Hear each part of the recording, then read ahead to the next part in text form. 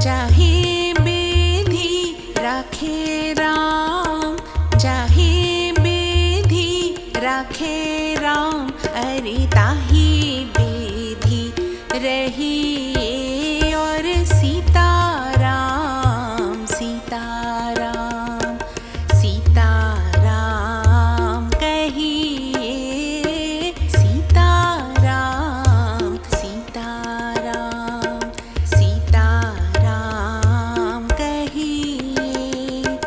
जाहि विधि राखे राम, ताहि विधि रहिए और सीताराम, सीताराम, सीताराम कहिए।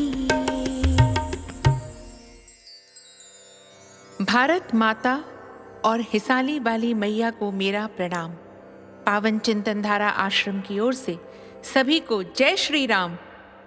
श्री वाल्मीकि कृत रामायण एक धार्मिक ऐतिहासिक महाकाव्य में मैं अयोध्या कांड का भक्ति भाव से पठन करती हूँ।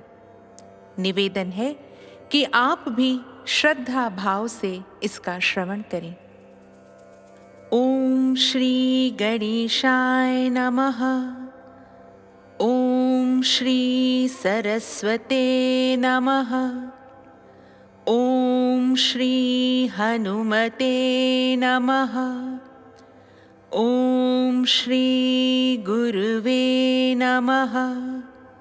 श्री सियावर राम शरणागतम्। छठा सर्ग सीता सहित श्री राम का नियम परायण होना, हर्ष में भरे पुरवासियों द्वारा नगर की सजावट, राजा के प्रति कृतज्ञता प्रकट करना तथा अयोध्यापुरी में जनपदवासी मनुष्यों की भीड़ का एकत्र होना। पुरोहित जी के चले जाने पर मन को संयम में रखने वाले श्री राम ने स्नान करके अपनी विशाल लोचना पत्नी के साथ श्री नारायण की उपासना आरंभ की। उन्होंने हविष्य पात्र को सिर झुकाकर नमस्कार किया और प्रज्वलित अग्नि में महान देवता शेषशायी नारायण की प्रसन्नता के लिए विधि पूर्वक उस हविष्य की आहुति दी। तत्पश्चात अपने प्रिय मनोरथ की सिद्धि का संकल्प लेकर उन्होंने उस यज्ञ शेष हविष्य का भक्षण किया और मन को संयम में रखकर मौन हो वे राजकुमार श्री राम विदेह नंदिनी सीता के साथ भगवान विष्णु के सुंदर मंदिर में श्री नारायण देव का ध्यान करते हुए वहां अच्छी तरह बिछी हुई कुश की चटाई पर सोए। जब 3 पहर बीतकर एक ही पहर रात शेष रह गई, तब वे शयन से उठ बैठे। उस समय उन्होंने सभा मंडप को सजाने के लिए सेवकों को आज्ञा दी। वहां सूत, मागध और बंदियों की श्रवण सुखद वाणी सुनते हुए श्री राम ने प्रातःकालिक संध्योपासना की। फिर एकाग्र चित्त होकर वे जप करने लगे। तदनंतर रेशमी वस्त्र धारण किए हुए श्री राम ने मस्तक झुकाकर भगवान मधुसूदन को प्रणाम और उनका स्तवन किया। इसके बाद ब्राह्मणों से स्वस्ति वाचन कराया। उन ब्राह्मणों का पुण्याव वाचन संबंधी गंभीर एवं मधुर घोष नाना प्रकार के वाद्यों की ध्वनि से व्याप्त होकर सारी अयोध्यापुरी में फैल गया। उस समय अयोध्यावासी मनुष्यों ने जब यह सुना कि श्री रामचंद्र जी ने सीता के साथ उपवास व्रत आरंभ कर दिया है, तब उन सबको बड़ी प्रसन्नता हुई। सवेरा होने पर श्री राम के राज्याभिषेक का समाचार सुनकर समस्त पुरवासी अयोध्यापुरी को सजाने में लग गए। जिनके शिखरों पर श्वेत बादल विश्राम करते हैं, उन पर्वतों के समान गगनचुंबी देव मंदिरों, चौराहों, गलियों, देव वृक्षों, समस्त सभाओं, अट्टालिकाओं, नाना प्रकार की बेचने योग्य वस्तुओं से भरी हुई व्यापारियों की बड़ी बड़ी दुकानों तथा कुटुंबी गृहस्थों के सुंदर समृद्धशाली भवनों में और दूर से दिखाई देने वाले वृक्षों पर भी ऊंची ध्वजाएं लगाई गईं और उनमें पताकाएं फहराई गईं। उस समय वहां की जनता सब ओर नटों और नर्तकों के समूहों तथा गाने वाले गायकों की मन और कानों को सुख देने वाली वीणा सुनती थी।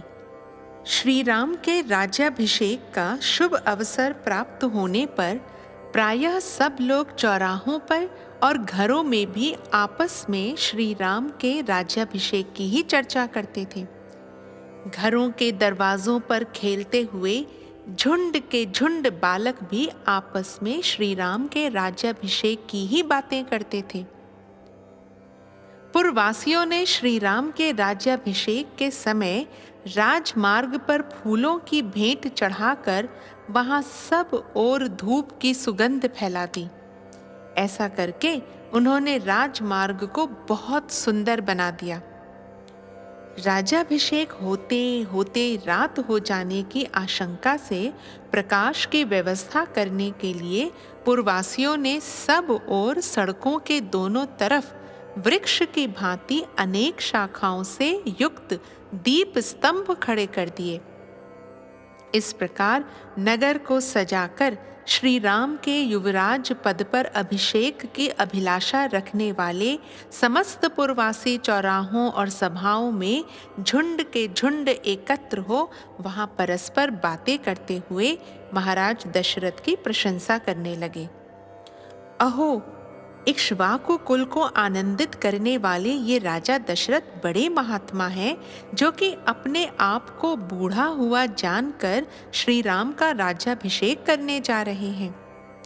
भगवान का हम सब लोगों पर बड़ा अनुग्रह है कि श्री रामचंद्र जी हमारे राजा होंगे और चिरकाल तक हमारी रक्षा करते रहेंगे, क्योंकि वे समस्त लोकों के निवासियों में जो भलाई या बुराई है उसे अच्छी तरह देख चुके हैं। श्री राम का मन कभी उद्दत नहीं होता।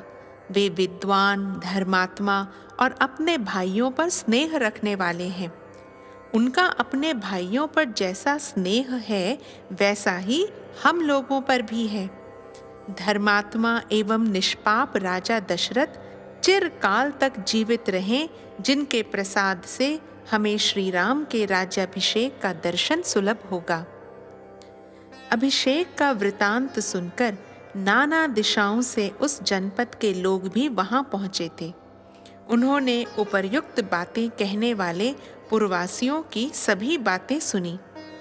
वे सब के सब श्री राम का राज्याभिषेक देखने के लिए अनेक दिशाओं से अयोध्यापुरी में आए थे। उन जनपद निवासी मनुष्यों ने श्री रामपुरी को अपनी उपस्थिति से भर दिया था। वहां मनुष्यों की भीड़ भाड़ बढ़ने से जो जनरव सुनाई देता था, वो पर्वों के दिन बढ़े हुए वेग वाले महासागर की गर्जना के समान जान पड़ता था। उस समय श्री राम के अभिषेक का उत्सव देखने के लिए पधारे हुए जनपदवासी मनुष्यों द्वारा सब ओर से भरा हुआ वह इंद्रपुरी के समान नगर अत्यंत कोलाहलपूर्ण होने के कारण मकर, नक्र, तिमिंगल आदि विशाल जल जंतुओं से परिपूर्ण महासागर के समान प्रतीत होता था। इस प्रकार श्री वाल्मीकि निर्मित आर्ष रामायण आदि काव्य के अयोध्या कांड में छठा सर्ग पूरा हुआ।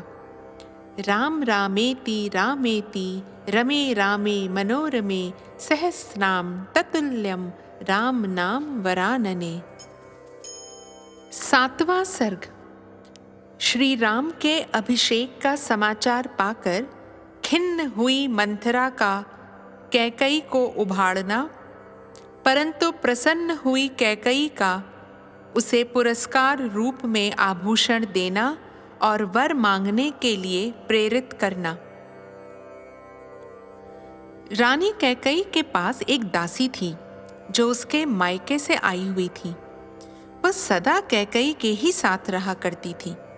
उसका जन्म कहाँ हुआ था, उसके देश और माता पिता कौन थे, इसका पता किसी को नहीं था। अभिषेक से एक दिन पहले वह स्वेच्छा से ही कैकई के चंद्रमा के समान कांतिमान महल की छत पर जा चढ़ी। उस दासी का नाम था मंथरा। उसने उस महल की छत से देखा, अयोध्या की सड़कों पर छिड़काव किया गया है और सारी पुरी में यत्र तत्र खिले हुए कमल और उत्पल बिखेरे गए हैं। सब ओर बहुमूल्य पताकाएं फहरा रही हैं।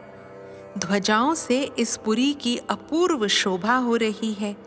राजमार्गों पर चंदन मिश्रित जल का छिड़काव किया गया है तथा अयोध्यापुरी के सब लोग उबटन लगाकर सिर के ऊपर से स्नान किए हुए हैं।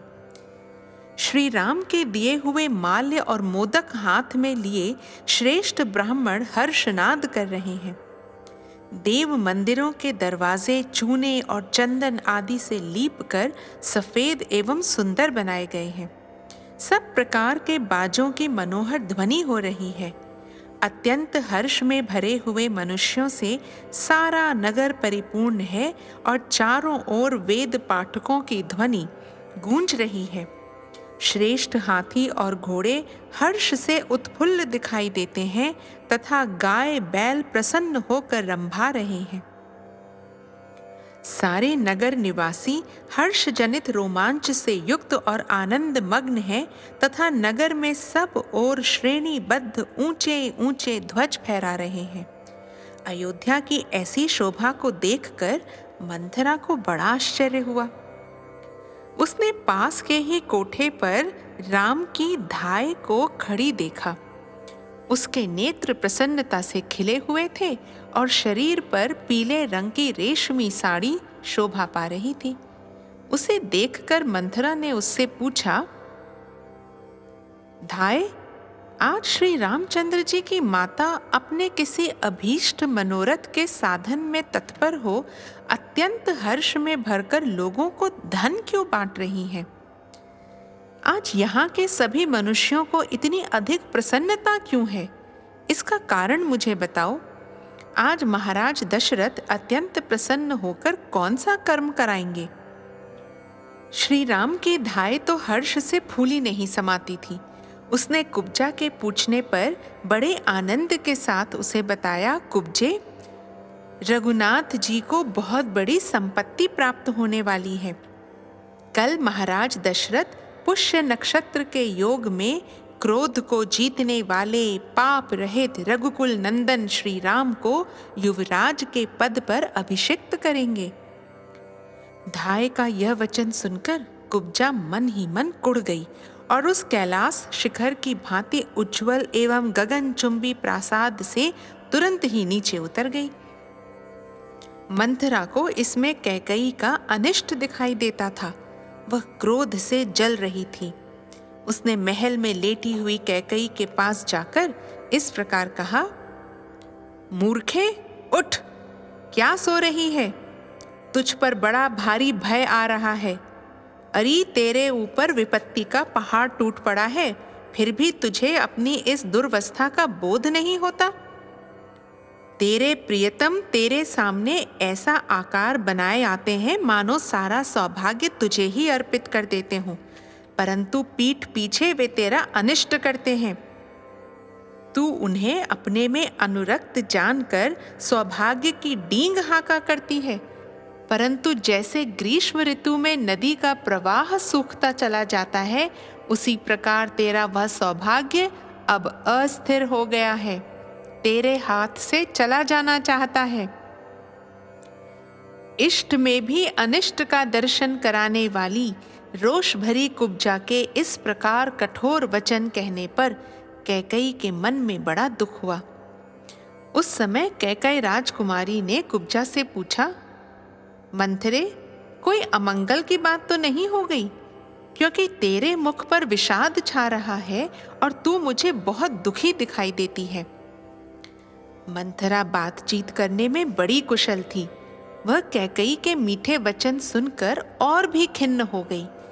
उसके प्रति अपनी हितैषिता प्रकट करती हुई कुपित हो उठी और कैकेयी के मन में श्री राम के प्रति भेदभाव और विषाद उत्पन्न करती हुई इस प्रकार बोली, देवी, तुम्हारे सौभाग्य के महान विनाश का कार्य आरंभ हो गया है, जिसका कोई प्रतिकार नहीं है। कल महाराज दशरथ श्री राम को युवराज के पद पर अभिषिक्त कर देंगे। यह समाचार पाकर मैं दुख और शोक से व्याकुल हो अगाध भय के समुद्र में डूब गई हूँ। चिंता की आग से मानो जली जा रही हूँ और तुम्हारे हित की बात बताने के लिए यहाँ आई हूँ। कैकेयी नंदिनी, यदि तुम पर कोई दुख आया तो उससे मुझे भी बड़े भारी दुख में पड़ना होगा। तुम्हारी उन्नति में ही मेरी भी उन्नति है, इसमें संशय नहीं है। देवी, तुम राजाओं के कुल में उत्पन्न हुई हो और एक महाराज की महारानी हो, फिर भी राजधर्मों की उग्रता को कैसे नहीं समझ रही हो? तुम्हारे स्वामी धर्म की बातें तो बहुत करते हैं, परंतु हैं बड़े शठ। मुंह से चिकनी चुपड़ी बातें करते हैं, परंतु हृदय के बड़े क्रूर हैं। तुम समझती हो कि वे सारी बातें शुद्ध भाव से ही कहते हैं, इसीलिए आज उनके द्वारा तुम बेतरह ठगी गई। तुम्हारे पति तुम्हें व्यर्थ सांत्वना देने के लिए यहाँ उपस्थित होते हैं। वे ही अब रानी कौसल्या को अर्थ से संपन्न करने जा रहे हैं। उनका हृदय इतना दूषित है कि भरत को तो उन्होंने तुम्हारे मायके भेज दिया और कल सवेरे ही अवध के निष्कंटक राज्य पर वे श्री राम का अभिषेक करेंगे। बाले, जैसे माता हित की कामना से पुत्र का पोषण करती है, उसी प्रकार पति कहलाने वाले जिस व्यक्ति का तुमने पोषण किया है वह वास्तव में शत्रु निकला। जैसे कोई अज्ञानवश सर्प को अपनी गोद में लेकर उसका लालन करे, उसी प्रकार तुमने उन सर्पवत बर्ताव करने वाले महाराज को अपने अंग में स्थान दिया है। उपेक्षित शत्रु अथवा सर्प जैसा बर्ताव कर सकता है, राजा दशरथ ने आज पुत्र सहित तुझ कैकेयी के प्रति वैसा ही बर्ताव किया है। बाले, तुम सदा सुख भोगने के योग्य हो, परंतु मन में पाप दुर्भावना रखकर ऊपर से झूठी सांत्वना देने वाले महाराज ने अपने राज्य पर श्री राम को स्थापित करने का विचार करके आज सगे संबंधियों सहित तुमको मानो मौत के मुख में डाल दिया है। कैकेयी राजकुमारी, तुम दुखजनक बात सुनकर भी मेरी ओर इस तरह देख रही हो मानो तुम्हें प्रसन्नता हुई हो और मेरी बातों से तुम्हें विस्मय हो रहा हो। परंतु यह विस्मय छोड़ो और जिसे करने का समय आ गया है, अपने उस हितकर कार्य को शीघ्र करो तथा ऐसा करके अपनी, अपने पुत्र की और मेरी भी रक्षा करो। मंथरा की यह बात सुनकर सुंदर मुख वाली कैकेयी सहसा शैया से उठ बैठी। उसका हृदय हर्ष से भर गया। वह शरद पूर्णिमा के चंद्रमंडल की भांति उद्दीप्त हो उठी। कैकेयी मन ही मन अत्यंत संतुष्ट हुई। विस्मय विमुग्ध हो मुस्कुराते हुए उसने कुब्जा को पुरस्कार के रूप में एक बहुत सुंदर दिव्य आभूषण प्रदान किया। कुब्जा को वह आभूषण देकर हर्ष से भरी हुई रमणी शिरोमणि कैकेयी ने पुनः मंथरा से इस प्रकार कहा, मंथरे, यह तूने मुझे बड़ा ही प्रिय समाचार सुनाया। तूने मेरे लिए जो यह प्रिय संवाद सुनाया, इसके लिए मैं तेरा और कौन सा उपकार करूं? मैं भी राम और भरत में कोई भेद नहीं समझती, अतः यह जानकर कि राजा श्री राम का अभिषेक करने वाले हैं, मुझे बड़ी खुशी हुई है। मंथरे, तू मुझसे प्रिय वस्तु पाने के योग्य है। मेरे लिए श्री राम के अभिषेक संबंधी इस समाचार से बढ़कर दूसरा कोई प्रिय एवं अमृत के समान मधुर वचन नहीं कहा जा सकता। ऐसी परम प्रिय बात तुमने कही है, अतः अब यह प्रिय संवाद सुनाने के बाद तू कोई श्रेष्ठ वर मांग ले, मैं उसे अवश्य दूंगी। इस प्रकार श्री वाल्मीकि निर्मित आर्ष रामायण आदि काव्य के अयोध्या कांड में 7वां सर्ग पूरा हुआ। राम रामेति रामेति रमे रामे मनोरमे सहस्राम ततुल्यम राम नाम वरानने। 8वां सर्ग मंथरा का पुनः श्री राम के राज्याभिषेक को कैकई के लिए अनिष्टकारी बताना, कैकई का श्री राम के गुणों को बताकर उनके अभिषेक का समर्थन करना, तत्पश्चात कुब्जा का पुनः श्री राम राज्य को भरत के लिए भयजनक बताकर कैकई को भड़काना। यह सुनकर मंथरा ने कैकई की निंदा करके उसके दिए हुए आभूषण को उठाकर फेंक दिया और कोप तथा दुख से भरकर वह इस प्रकार बोली, रानी, तुम बड़ी नादान हो। अहो, तुमने यह बेमौके हर्ष किस लिए प्रकट किया? तुम्हें शोक के स्थान पर प्रसन्नता कैसे हो रही है? अरे, तुम शोक के समुद्र में डूबी हुई हो तो भी तुम्हें अपनी इस विपन्नावस्था का बोध नहीं हो रहा है। देवी, महान संकट में पड़ने पर जहां तुम्हें शोक होना चाहिए वहीं हर्ष हो रहा है। तुम्हारी यह अवस्था देखकर मुझे मन ही मन बड़ा क्लेश सहन करना पड़ता है। मैं दुख से व्याकुल हुई जाती हूँ। मुझे तुम्हारी दुर्बुद्धि के लिए ही अधिक शोक होता है। अरे, सौत का बेटा शत्रु होता है। वह सौतेली माँ के लिए साक्षात मृत्यु के समान है। भला उसके अभ्युदय का अवसर आया देख कौन बुद्धिमती स्त्री अपने मन में हर्ष मानेगी?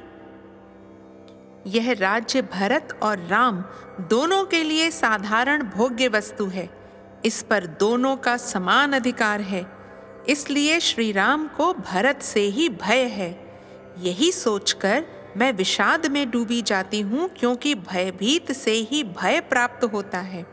अर्थात आज जिसे भय है वही राज्य प्राप्त कर लेने पर जब सबल हो जाएगा तब अपने भय के हेतु को उखाड़ फेंकेगा। महाबाहु लक्ष्मण संपूर्ण हृदय से श्री रामचंद्र जी के अनुगत है। जैसे लक्ष्मण श्री राम के अनुगत है, उसी तरह शत्रुघ्न भी भरत का अनुसरण करने वाले हैं। भामिनी, उत्पत्ति के क्रम से श्री राम के बाद भरत का ही पहले राज्य पर अधिकार हो सकता है, अतः भरत से भय होना स्वाभाविक है। लक्ष्मण और शत्रुघ्न तो छोटे हैं, अतः उनके लिए राज्य प्राप्ति की संभावना दूर है। श्री राम समस्त शास्त्रों के ज्ञाता हैं, विशेषतः क्षत्रिय चरित्र राजनीति के पंडित हैं तथा समयोचित कर्तव्य का पालन करने वाले हैं। अतः उनका तुम्हारे पुत्र के प्रति जो क्रूरतापूर्ण बर्ताव होगा उसे सोचकर मैं भय से कांप उठती हूँ। वास्तव में कौसल्या ही सौभाग्यवती हैं, जिनके पुत्र का कल पुष्य नक्षत्र के योग में श्रेष्ठ ब्राह्मणों द्वारा युवराज के महान पद पर अभिषेक होने जा रहा है। वे भूमंडल का निष्कंटक राज्य पाकर प्रसन्न होंगी, क्योंकि वे राजा की विश्वास पात्र हैं और तुम दासी की भांति हाथ जोड़कर उनकी सेवा में उपस्थित होगी। इस प्रकार हम लोगों के साथ तुम भी कौसल्या की दासी बनोगी और तुम्हारे पुत्र भरत को भी श्री रामचंद्र जी की गुलामी करनी पड़ेगी। श्री रामचंद्र जी के अंतःपुर की परम सुंदरी स्त्रियां सीता देवी और उनकी सखियां निश्चय ही बहुत प्रसन्न होंगी और भरत के प्रभुत्व का नाश होने से तुम्हारी बहुएं शोक मग्न हो जाएंगी। मंथरा को अत्यंत अप्रसन्नता के कारण इस प्रकार बहकी बहकी बातें करती देख देवी कैकई ने श्री राम के गुणों की ही प्रशंसा करते हुए कहा, कुब्जे, श्री राम धर्म के ज्ञाता, गुणवान, जितेंद्रिय, कृतज्ञ, सत्यवादी और पवित्र होने के साथ ही महाराज के ज्येष्ठ पुत्र हैं। अतः युवराज होने के योग्य वे ही हैं। वे दीर्घजीवी होकर अपने भाइयों और भृत्यों का पिता की भांति पालन करेंगे। कुब्जे, उनके अभिषेक की बात सुनकर तू इतनी जल क्यों रही है? श्री राम की राज्य प्राप्ति के 100 वर्ष बाद नरश्रेष्ठ भरत को भी निश्चय ही अपने पिता पितामहों का राज्य मिलेगा। मंथरे, ऐसे अभ्युदय की प्राप्ति के समय जबकि भविष्य में कल्याण ही कल्याण दिखाई दे रहा है, तो इस प्रकार जलती हुई सी संतप्त क्यों हो रही है? मेरे लिए जैसे भरत आदर के पात्र हैं, वैसे ही बल्कि उनसे भी बढ़कर श्री राम हैं, क्योंकि वे कौशल्या से भी बढ़कर मेरी बहुत सेवा किया करते हैं। यदि श्री राम को राज्य मिल रहा है तो उसे भरत को मिला हुआ समझ, क्योंकि श्री रामचंद्र अपने भाइयों को भी अपने ही समान समझते हैं। कैकई की यह बात सुनकर मंथरा को बड़ा दुख हुआ। वह लंबी और गर्म सांस खींचकर कैकई से बोली, रानी, तुम मूर्खतावश अनर्थ को ही अर्थ समझ रही हो। तुम्हें अपनी स्थिति का पता नहीं है। तुम दुख के उस महासागर में डूब रही हो जो शोक, इष्ट से वियोग की चिंता और व्यसन अनिष्ट की प्राप्ति के दुख से महान विस्तार को प्राप्त हो रहा है। कैकई राजकुमारी, जब श्री रामचंद्र राजा हो जाएंगे तब उनके बाद उनका जो पुत्र होगा उसी को राज्य मिलेगा। भरत तो राज परंपरा से अलग हो जाएंगे। भामिनी, राजा के सभी पुत्र राज्य सिंहासन पर नहीं बैठते हैं। यदि सबको बिठा दिया जाए तो बड़ा भारी अनर्थ हो जाए। परम सुंदरी कैकई नंदिनी, इसीलिए राजा लोग राजकाज का भार ज्येष्ठ पुत्र पर ही रखते हैं। यदि ज्येष्ठ पुत्र गुणवान न हो तो दूसरे गुणवान पुत्रों को भी राज्य सौंप देते हैं। पुत्र वत्सले, तुम्हारा पुत्र राज्य के अधिकार से तो बहुत दूर हटा ही दिया जाएगा, वह अनाथ की भांति समस्त सुखों से भी वंचित हो जाएगा। इसलिए मैं तुम्हारे ही हित की बात सुझाने के लिए यहाँ आई हूँ, परंतु तुम मेरा अभिप्राय तो समझती नहीं। उल्टे सौत का अभ्युदय सुनकर मुझे पारितोषिक देने चली हो। याद रखो, यदि श्री राम को निष्कंटक राज्य मिल गया तो वे भरत को अवश्य ही इस देश से बाहर निकाल देंगे अथवा उन्हें परलोक में भी पहुंचा सकते हैं। छोटी अवस्था में ही तुमने भरत को मामा के घर भेज दिया। निकट रहने से सौहार्द उत्पन्न होता है। यह बात स्थावर योनियों में भी देखी जाती है। लता और वृक्ष आदि एक दूसरे के निकट होने पर परस्पर आलिंगन पाश में बद्ध हो जाते हैं। यदि भरत यहाँ होते तो राजा का उनमें भी समान रूप से स्नेह बढ़ता, अतः वे उन्हें भी आधा राज्य दे देते। भरत के अनुरोध से शत्रुघ्न भी उनके साथ ही चले गए। यदि वे यहाँ होते तो भरत का काम बिगड़ने नहीं पाता, क्योंकि जैसे लक्ष्मण राम के अनुगामी हैं, उसी प्रकार शत्रुघ्न भरत का अनुसरण करने वाले हैं। सुना जाता है जंगल की लकड़ी बेचकर जीविका चलाने वाले कुछ लोगों ने किसी वृक्ष को काटने का निश्चय किया, परंतु वह वृक्ष कटीली झाड़ियों से घिरा हुआ था, इसलिए वे उसे काट नहीं सके।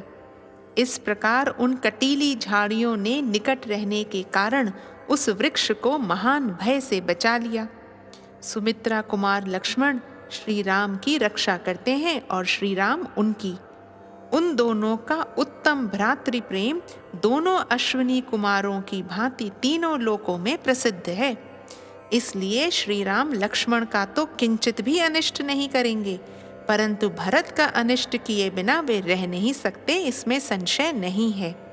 अतः श्री रामचंद्र महाराज के महल से ही सीधे वन को चले जाएं, मुझे तो यही अच्छा जान पड़ता है और इसी में तुम्हारा परम हित है।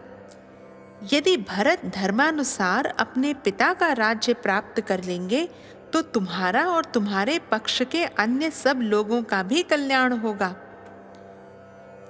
सौतेला भाई होने के कारण जो श्री राम का सहज शत्रु है, वह सुख भोगने के योग्य तुम्हारा बालक भरत राज्य और धन से वंचित हो राज्य पाकर समृद्धशाली बने हुए श्री राम के वश में पड़कर कैसे जीवित रहेगा? जैसे वन में सिंह हाथियों के यूथपति पर आक्रमण करता है और वह भागा फिरता है, उसी प्रकार राजा राम भरत का तिरस्कार करेंगे। अतः उस तिरस्कार से तुम भरत की रक्षा करो। तुमने पहले पति का अत्यंत प्रेम प्राप्त होने के कारण घमंड में रहकर जिनका अनादर किया था, वे ही तुम्हारी सौत श्री राम माता कौसल्या पुत्र की राज्य प्राप्ति से परम सौभाग्यशालिनी हो उठी हैं। अब वे तुमसे अपने वैर का बदला क्यों नहीं लेंगी? भामिनी, जब श्री राम अनेक समुद्रों और पर्वतों से युक्त समस्त भूमंडल का राज्य प्राप्त कर लेंगे, तब तुम अपने पुत्र भरत के साथ ही दीनहीन होकर अशुभ पराभव का पात्र बन जाओगी। याद रखो, जब श्री राम इस पृथ्वी पर अधिकार प्राप्त कर लेंगे, तब निश्चय ही तुम्हारे पुत्र भरत नष्ट प्राय हो जाएंगे। अतः ऐसा कोई उपाय सोचो जिससे तुम्हारे पुत्र को तो राज्य मिले और शत्रुभूत श्री राम का वनवास हो जाए। इस प्रकार श्री वाल्मीकि निर्मित आर्ष रामायण आदि काव्य के अयोध्या कांड में 8वां सर्ग पूरा हुआ। राम रामेति रामेति रमे रामे मनोरमे सहस्रनाम ततुल्यम राम नाम वरानने। दशरथ नंदन राजा राम, बड़े कृपालु मेरे राम। सीता के सत पावन राम, सदचित आनंद करते राम। सीता के सत पावन राम, सदचित आनंद करते राम। दशरथ नंदन